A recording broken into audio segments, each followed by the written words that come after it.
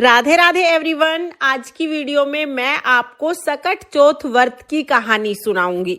तो देखिए, सकट चौथ व्रत में कहानी सुनना बहुत जरूरी होता है। आप चाहें तो जिस जगह पर भी आप कहानी सुन रहे हैं या पूजा कर रहे हैं वहां पर आप चौकी लगा लीजिएगा। चौकी ना लगाना चाहें तो आप एक थाली ले लीजिए। थाली में स्वास्तिक बना के वहां पर हम गणेश जी को विराजमान कर देंगे। गणेश जी को तिलक करेंगे। जो जो कथा सुन रहे हैं सभी को हम तिलक कर देंगे। फिर हमें अपने सीधे हाथ में थोड़े तिल लेने हैं। तिल लेकर सकट चौथ व्रत की कहानी सुनी जाती है। तो यहाँ पर मैंने हाथों में तिल ले लिए हैं। अब मैं आपको सकट चौथ व्रत की कहानी सुनाती हूँ। बहुत समय पहले की बात है। एक बार एक गांव में एक बुढ़िया रहती थी। बुढ़िया का एक बेटा था। बुढ़िया बहुत ज्यादा गरीब थी। बुढ़िया का बेटा गांव वालों के पशु जंगल में चरा के लाता था और पशुओं को चराने के बदले जो भी पैसे मिलते उसी से माँ बेटे दोनों का गुजारा होता था। इस तरह से दिन बीत रहे थे। एक दिन बुढ़िया का बेटा पशु चराने के लिए जैसे ही घर से निकला, उसकी चाची ताइयों ने उसे कहा कि बेटा, तुम तो पशु चराने चले जाते हो, इतनी मेहनत करते हो और तुम्हारी माँ तो गट्टे कर करके खाती है, यानी पकवान बना बना के खाती है।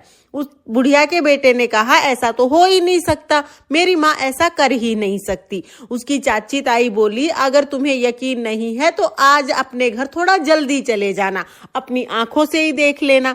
बुढ़िया के बेटे ने सोचा, चलो ठीक है, आज जाके देख लेता हूँ।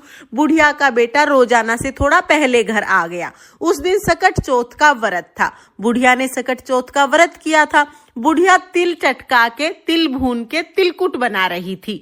जब बुढ़िया का बेटा आया, उसने अपनी माँ को तिलकुट बनाते हुए देखा तो उसके यकीन हो गया कि मेरी चाची ताई तो ठीक कह रही थी। मैं तो यहाँ जंगल में चला जाता हूँ पशु चराने और मेरी माँ तो पकवान बना बना के खाती है। बुढ़िया के बेटे ने तुरंत अपनी माँ से कहा, माँ मैं तो घर छोड़ के जाऊंगा। बुढ़िया ने कहा, बेटा क्या बात हो गई? तो उसका बेटा बोला, माँ मैं तो चला जाता हूँ जंगल में पशु चराने और तुम तो पीछे से गट्टे कर करके यानी पकवान बना बना के खाती हो। मुझे खिलाना तो दूर, मुझे बताती भी नहीं हो। ये कह के बुढ़िया का बेटा घर छोड़ के जाने लगा। बुढ़िया ने बहुत समझाया, बेटा आज मेरा सकट चौथ का व्रत है, मैं तो तेरी लंबी उम्र के लिए सकट चौथ माता का व्रत करती हूँ, उसी के लिए तिलकुट बना रही थी। लेकिन बुढ़िया का बेटा नहीं माना। बुढ़िया भी समझ गई ये नहीं मानेगा, ये किसी का सिखाया पढ़ाया हुआ है। बुढ़िया ने कहा, बेटा अगर तुम जा ही रहे हो तो मेरे ये सकट चौथ व्रत की कहानी सुने हुए तिल अपने साथ ले जाओ।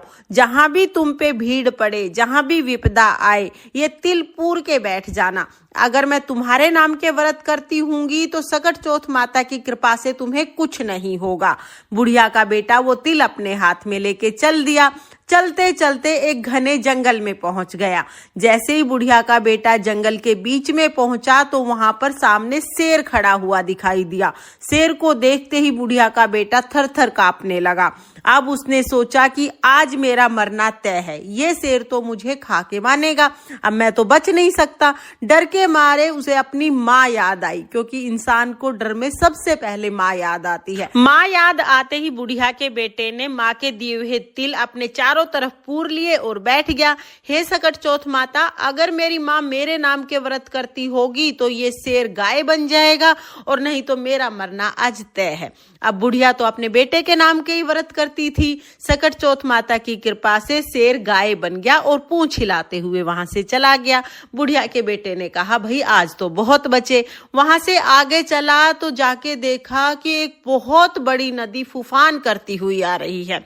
अब नदी को पार करना जरूरी है, क्योंकि अगर नदी को पार नहीं किया तो जंगली जानवर रात को खा जाएंगे और अगर नदी को पार करने चला तो फिर भाई नदी में डूब के मर जाएगा, क्योंकि नदी बहुत भयंकर है। अब फिर से फंस गया। फिर उसे अपनी माँ की याद आई। बुढ़िया का बेटा तो दोबारा अपने तिल पूर के बैठ गया और बोला, हे सकट चौथ माता, अगर मेरी माँ मेरे नाम का व्रत करती होगी तो ये नदी 2 हिस्सों में फट जाएगी और बीच में रास्ता बन जाएगा, नहीं तो मेरा आज डूब के मरना तय है। अब सकट चौथ माता की कृपा से नदी 2 हिस्सों में बट गई और बीच में रास्ता बन गया। रास्ता पार करके दूसरी नगरी में पहुंच गया। दूसरी नगरी में जाके देखा तो एक औरत रोते रोते पूड़े बना रही थी। वो उसके पास जाके बोला, हे माई, ये क्या बात, पूड़े बना रही हो मतलब बहुत खुश हो, और रो रही हो मतलब बहुत दुखी हो, ये सुख दुख दोनों एक साथ कैसे आए? तब वो औरत बोली कि बेटा, हमारी नगरी में 6 महीने में आव पकता है और हर बार एक आदमी को बिठाया जाता है, बारी बारी सबके घरों का नंबर आता है। आज मेरे घर का नंबर है और मेरे एक ही बेटा है। आज मेरा बेटा आव में तप जाएगा और फिर मैं उसे कभी नहीं देख पाऊंगी। मेरा बेटा खत्म हो जाएगा, इसलिए मैं बहुत दुखी हूँ और आखिरी बार अपने बेटे को कुछ बना के खिलाना है तो पकवान बना रही हूँ, पूड़े बना रही हूँ। बुढ़िया का बेटा बोला, माई, अगर तुम मुझे पेट भर के ये पूड़े खिला दो तो मैं तुम्हारे बेटे के बदले जाके आव में बैठ जाऊंगा। रोते रोते औरत बोली, बेटा, पूड़े तो चाहे तू सारे खा ले, पर यूं कौन किसकी आई में जाता है?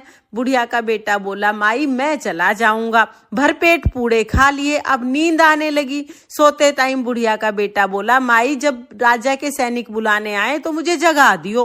बोली, ठीक है बेटा। अब बुढ़िया का बेटा तो सो गया। जैसे ही सैनिक जगाने आए तो वो औरत कभी कुंडी खटखटाए, कभी दरवाजा खटखटाए।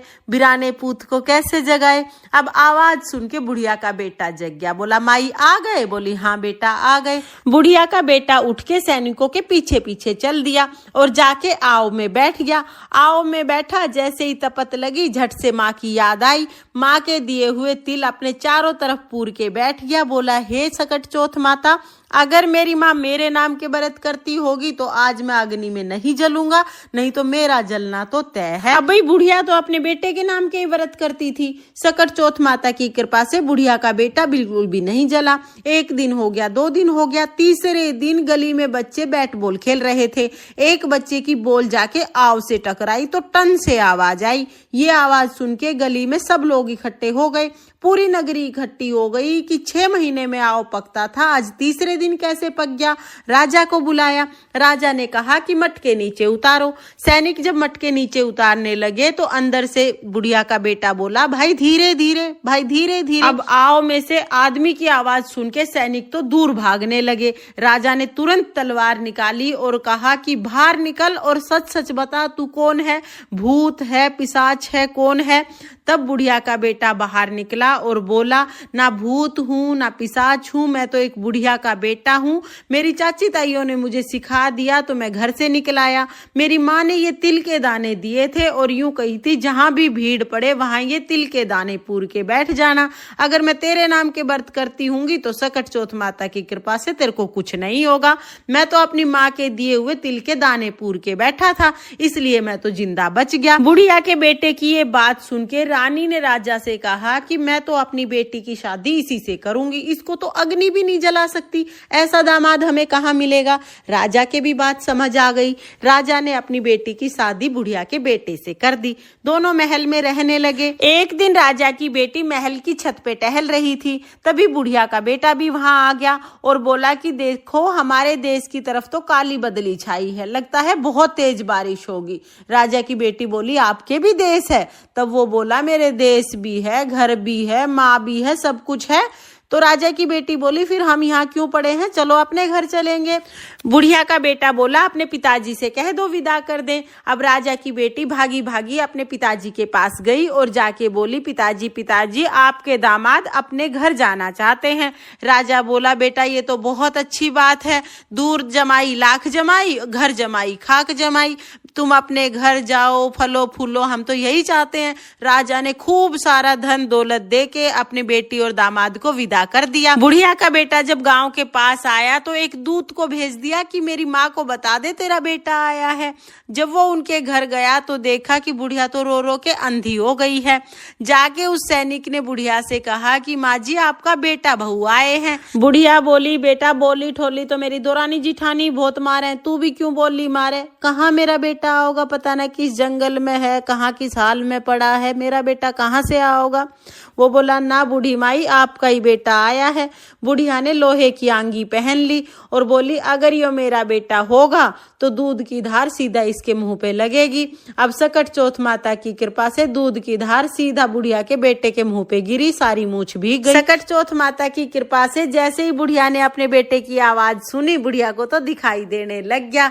अब बेटा अपनी माँ से माफी मांगने लगा। माँ कहाँ अपने बेटे से ज्यादा दिन नाराज रहती। बुढ़िया ने तो झट से अपने बेटे बहू को गले लगा लिया।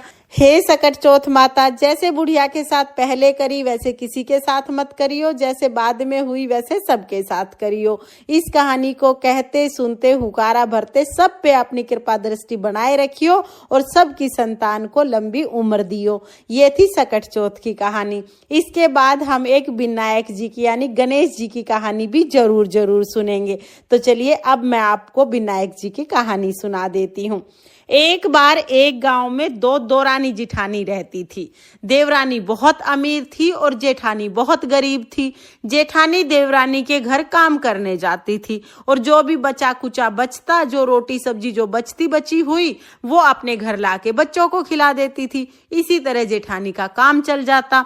आया सकट चौथ का व्रत। उस दिन जेठानी ने सकट चौथ का व्रत कर लिया तो जेठानी देवरानी के घर काम करने नहीं गई। अब वो काम करने नहीं गई तो जो बचा कुचा आता था उस दिन वो भी नहीं आया।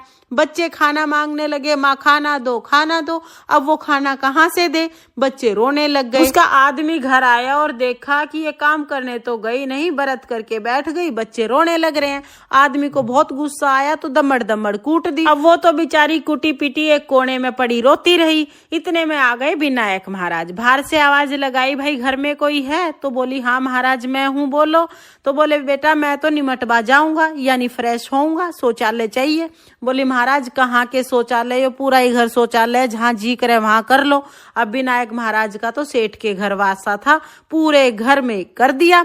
अब चलते टाइम बोले, बेटा हाथ कहाँ पहुंचूं? वो बेचारी पिटी कुटी तो पड़ी थी। बोली, महाराज मेरे सिर पे पहुंच लो। अब वो सिर पे हाथ पहुंच के विनायक महाराज तो चले गए। सुबह उठ के देखा तो पूरे घर में हीरे मोती सोना चांदी बिखरा पड़ा, बाल बाल में हीरे मोती जड़े पड़े। अब वो तो सारा परिवार अपना धन समेटने में लग गया। उधर देवरानी ने सोचा, जीजी कल भी काम करने नहीं आई, आज भी काम करने नहीं आई। अपने बच्चों को बोली, जाओ अपनी ताई जी को बुला लाओ। बच्चे ताई जी के घर गए। जाके देखा कि ताई जी के घर तो सोना चांदी धन दौलत बिखरा पड़ा है। बच्चे तो भागे भागे वापिस घर आए और बोले, माँ ताई जी के घर तो बहुत सारा धन सोना चांदी हीरे मोती बिखरे पड़े हैं, आज तो कोई और ही ताई जी के घर काम कर दे, ताई जी तो इतनी धनवान हो गई। अब भाई उसकी देवरानी तो भागी भागी गई और जाके बोली, जीजी आन करा बिन आन करा, क्या जादू टोना करा, इतना धन कहाँ से आया? जिठानी बोली, जीजी धन की क्या बताऊं, कल मेरा सकट चौथ का व्रत था इसलिए मैं तेरे घर काम करने ना गई तो घर में कुछ खाने का ना आया। तेरे जेठ को गुस्सा आया तो मेरे खूब मारे और फिर विनायक जी वाली सारी बात अपनी देवरानी को बता दी।